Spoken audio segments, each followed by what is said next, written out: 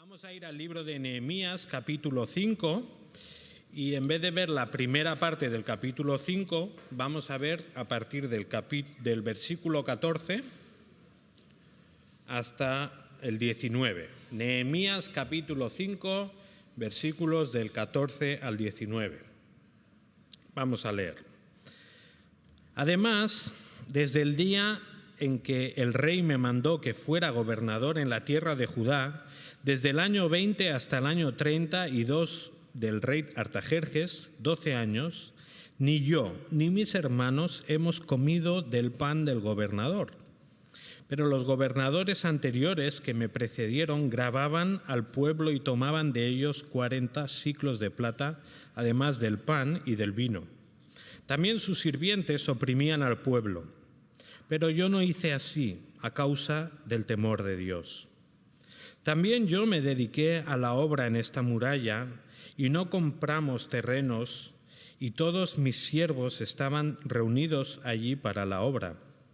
Y había a mi mesa 150 judíos y oficiales, sin contar los que vinieron a nosotros de las naciones que nos rodeaban. Lo que se preparaba para cada día era un buey y 6 ovejas escogidas. También eran preparadas aves para mí. Cada 10 días toda clase de vino se proveía en abundancia. Y con todo esto no reclamé el pan del gobernador, porque era pesada la servidumbre sobre este pueblo. Acuérdate de mí, Dios mío, para bien, conforme a todo lo que he hecho por este pueblo. Señor, una vez más rogamos que ahora nos ayudes a entender tu palabra, que uses a Emilio, Señor, para seguir hablando a cada una de nuestras vidas y que nos muestres, Señor, qué es lo que quieres en nosotros. Te lo pedimos en el nombre de Jesús. Amén. Joder. Y soy joven. Bueno. Como decía, tengo unas definiciones de este listado de palabras y, bueno, las vamos a mencionar. Miedo, angustia, ansiedad, espanto, horror, susto, pánico, sobresalto, inseguridad, aprensión, nerviosismo, fobia y pavor. Vamos a hablar de las 3 primeras. ¿Por qué no va esto? A ver. Es que no entiendo. Vale. Miedo. Sentimiento de inquietud, producido por una persona o cosa que se consideran dañinas o peligrosas. Angustia. Estado de intranquilidad o inquietud muy intensa, causado especialmente por algo desagradable o por la incertidumbre. Ansiedad. Estado de agitación, inquietud o zozobra del ánimo. En cierta manera, podemos resumir todas estas palabras en una sola: temor. Dicho esto, podríamos decir, tengo temor de los ladrones, asesinos, temor de la traición, temor de las cucarachas, de la agencia tributaria, podríamos decir. Pero si digo tengo temor de Dios, automáticamente todo cambia. No tiene nada que ver con la lista anterior. Pues aquí el enfoque, ante esta expresión, se dirige a algo más como amor, respeto, reverencia. Atentos a estas 3, que más tarde os preguntaré por ellas. Entonces el temor no es miedo. Y sucede que líderes a lo largo de la historia han tenido poder, pero no este temor. Ejemplos: Faraón, que oprimió al pueblo; Saúl, que desobedeció a Dios; Herodes, que cometió infanticidio; Poncio Pilato, abusó de poder; políticos.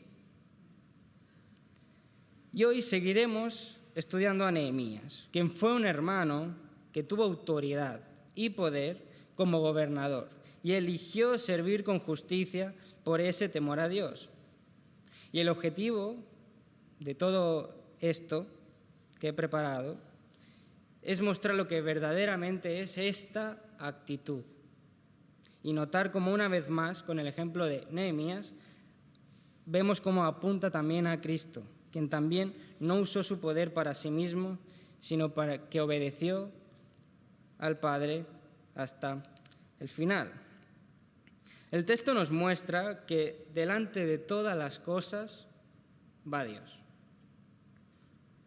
Del 14 al 16, este es el primer punto. Y vemos como Nehemías fue un gran ejemplo de poner la obra de Dios por encima de sus propios intereses.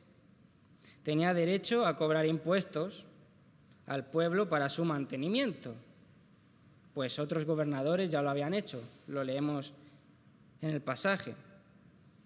Y tenía derecho porque fue enviado por el rey Artajerjes, rey de Persia, y tenía ese poder. Pero él decide no hacerlo porque eso no ayudaría a la obra de Dios. Entonces, ¿entendemos qué significa ser gobernador? Porque básicamente significa que lo que dices se hace, sea justo o injusto, esté bien o esté mal. Por eso la manera en que un líder usa su autoridad refleja su carácter. Y en el caso de Nehemías lo notamos. Yo, por ejemplo, que sigo siendo joven, pero vosotros que lo habéis sido también, cuando tenemos la casa sola, porque los padres se van de viaje o trabajan, nosotros gobernamos la casa. ¿Por qué? Porque hacemos lo que queremos. Dormimos cuando queremos, comemos cuando queremos, dejamos los platos para cuando queremos, no hay órdenes, es lo que yo decido hacer. Pues Nehemías tiene un ejemplo diferente. Vemos también el versículo 15 que se menciona a estos primeros gobernadores que abrumaron al pueblo, imponiendo unas cargas injustas contra ellos.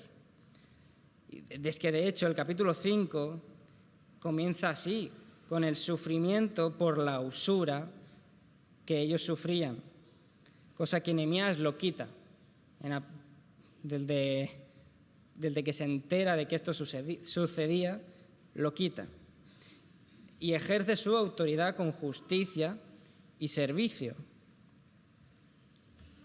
priorizando la obra de Dios sobre sus propios intereses personales, como he dicho antes. Y en el versículo 15 además se menciona la base de todo esto que quiero explicar hoy. Cito, que dice: pero yo no hice así a causa del temor de Dios. Ahora bien, el siguiente punto nos muestra que el temor de Dios, quiero hablaros de que el temor de Dios se nota en las cosas que hacemos. Fijaros en Nehemías, en su actitud, que él no pidió nada, o casi nada, a los que trabajaban con él. Y no solo no pidió, sino que él daba de lo suyo. Compartía lo suyo propio para que nadie sufriera. Eso es un buen liderazgo, un liderazgo justo. Y ejerce autoridad con justicia y generosidad, no para aprovecharse de ellos. Pero significa que, lo diré despacio, significa que hacer algo que tienes derecho a hacer es no temer a Dios. No del todo. En el caso de que eso fuera lo que pasa, se vería en otras cosas o acciones, porque son las cosas que hacemos también lo que demuestra el temor de Dios. Como si estuviera pidiendo, exigiendo o mediante la mentira más de lo que Él tiene permitido. Profesores, ¿cuántos hay aquí? Alberto y Manuel. Te quiero mucho, Manuel. Pensar una cosa. Sois profesores y tenéis derecho a poner un examen sorpresa sin avisar. Pero eso no es falta de temor de Dios, ¿no? Digamos, simplemente estás usando tu autoridad dentro de lo permitido, aunque a los alumnos no les guste. Ahora bien, si exigís calificaciones más altas de lo que corresponde para cargar a los alumnos, o alteráis las notas de el que os cae mal, ahí sería abusar de autoridad, de vuestra posición como profesor. Y eso se refleja una falta de temor de Dios. Otro ejemplo también, podéis aplicarlo más personal. Un padre, ¿cuántos padres hay? Hay muchos. Entonces, un padre que quiere que su hijo sea médico porque él y su abuelo lo fueron. Pues una cosa es transmitir algo que te gusta y mostrar la belleza de un trabajo. Pero otra muy distinta es tratar a tu hijo como a un perro y obligarlo a hacer lo que tú quieras sin tener en cuenta su opinión o vocación.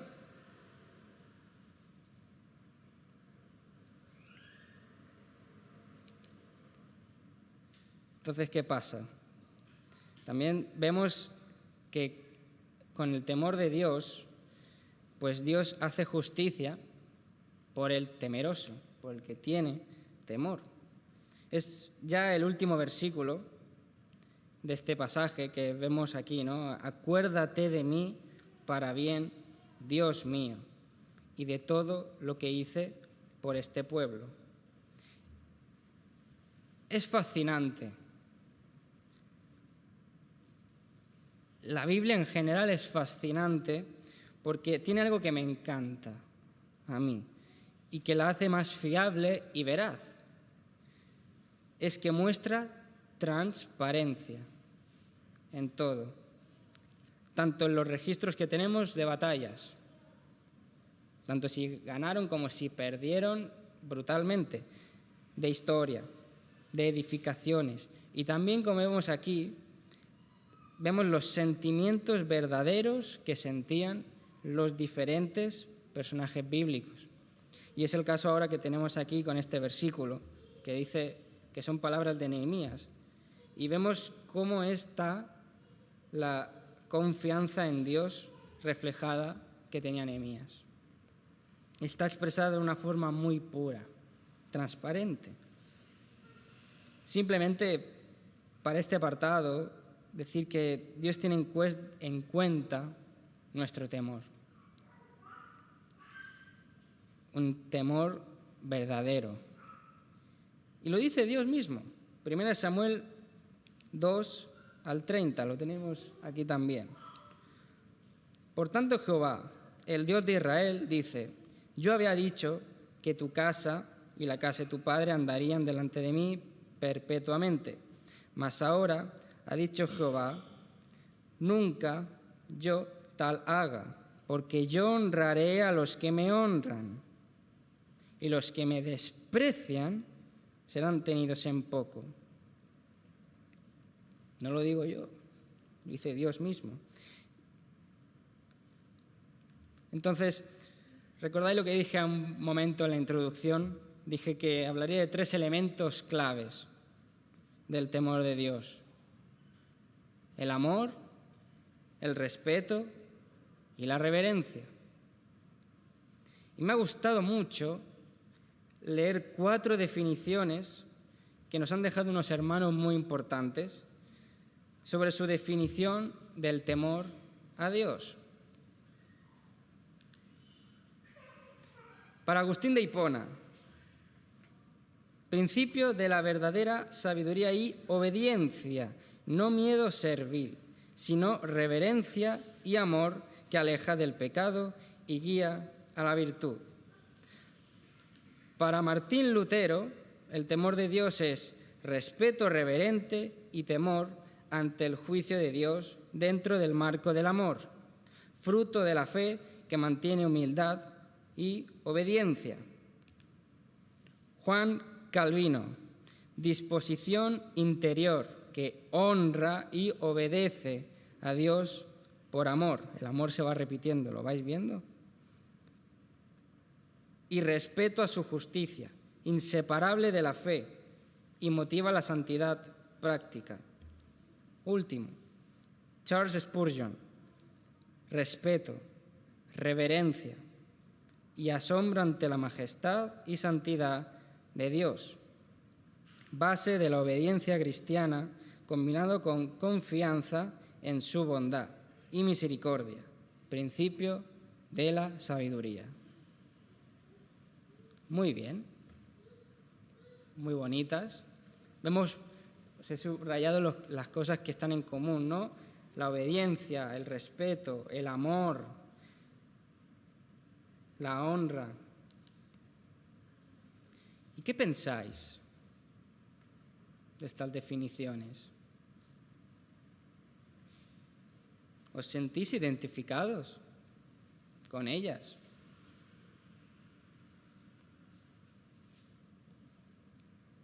Yo a veces, pero un 1%. El resto de veces, más bien, soy alguien con un corazón altivo que desprecia la justicia de Dios, busca su propio beneficio, aun a costa de otros que viven desobediencia, irreverencia y pecado, sin respeto ni amor por el Señor.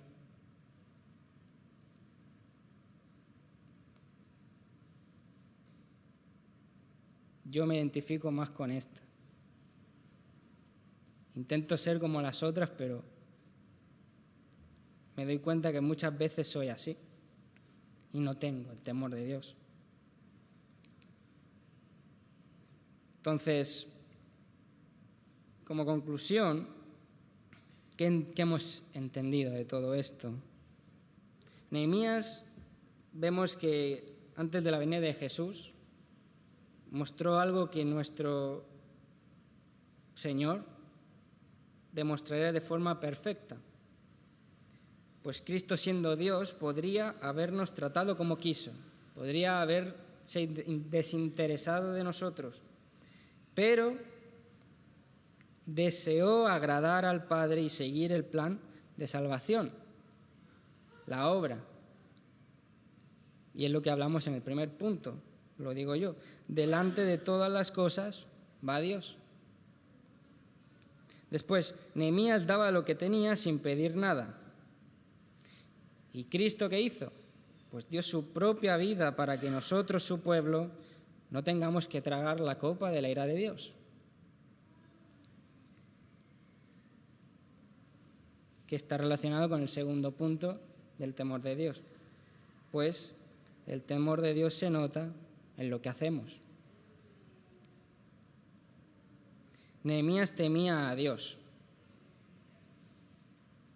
Y Cristo también. Filipenses 2:8, esta no la he puesto aquí, pero dice, y estando en la condición de hombre, se humilló a sí mismo, haciéndose obediente hasta la muerte, y muerte de cruz.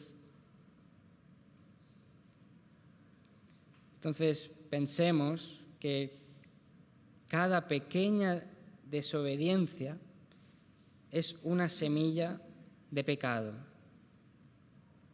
Y cuando tenemos temor de Dios, debemos tener temor de Dios, porque eso nos permite detenernos, nos permite elegir bien las decisiones y dejamos que su justicia guíe nuestras acciones. Por lo tanto, os invito a que tengamos ese temor de Dios. Y no es fácil, pero no pone que no hay que intentarlo. Tenemos que seguir. Cristo ya no está ahí, por eso, para que lo sigamos haciendo. Nada más, hermanos, que el Señor nos ayude.